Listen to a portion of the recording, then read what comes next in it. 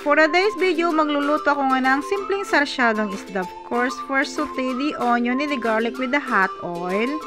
Ayan, kailangan haluin muna natin hanggang maluto po siya, hanggang magiging golden brown po yung garlic and onion.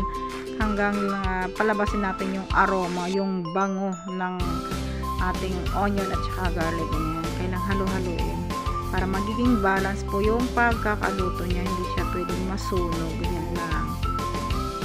And then, lagay natin yung 1 magic cubes. Yung magiging golden brown na po yung garlic at saka onion. Then, lalagay na natin yung kamatis, yung tomato. Ayan, haluin na natin. Simple lang. Pwede naman yung magic sarap or yung Ajinomoto ilagay. Ganyan lang. Ayan. Optional lang naman po yan. Sa kitchen ko, and then maglalagay dyan ako ng black pepper, magdagdag lasa at aroma ng pagkain. And then naglagay ako dyan ng kunting soy sauce, a little bit soy sauce lang kasi medyo maalat na po yung magic cubes. But pag magic sarap or Ajinomoto, adjust na lang yung soy sauce nilalagay. Pwede naman yung asin, okay lang naman yan. Adjust na lang yung lasa, yung tamang alat.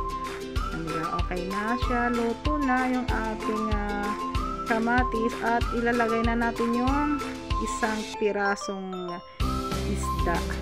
Ganyan. Malaki-laki na yung isda ang ilagay ko. Ganyan. Lagyan natin yung 1 fried fish. Tama lang yung kamatis nilagay ko pagka sabaw niya. Luloblob na natin. Kailangan luloblob. Ganyan. Lulutuin natin ng a few minutes lang naman. Luto na yung ating fish. And then, naglagay dyan ako ng green chili. Dagdag aroma at sarap ng ating sarsyado. Nilala ko naglagay dyan ng egg. Ayaw ko ng egg. Ganyan lang talaga. Simpleng sarsyado lang talaga. Yung iba kasi pwede naglalagay ng egg. Ako hindi. Ayaw ko. Talagang simpleng sarsyado talaga. Aking niluto ngayon ng tanghalian ko. Simple lang talaga. Okay na, ilalagay natin sa ating plate at naglagay yan ako ng onion leaves. Okay, nagdagdag design at aroma ng aking ulam, o diba? Simpleng-simple at maganda at masarap. Sarap na yung ating tanghalian, diba? Okay na po yung aking sarsyadong isda. Napakasimple at napakasarap. Mapaparaming ating ulam. Ayan.